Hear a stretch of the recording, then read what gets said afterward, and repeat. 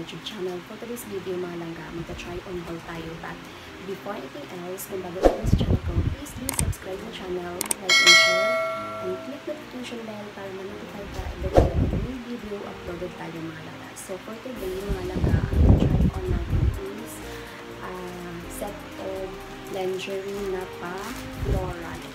So pa-flower siya mga langga. So, open natin. So, from Shein. Size small siya mga langga. So, tcharan! Paganito siya. Ayan. Super nice. Floral. So, paganito from here. Padding siya sa loob. So, ang lock niya sa likod, sa back is paganito.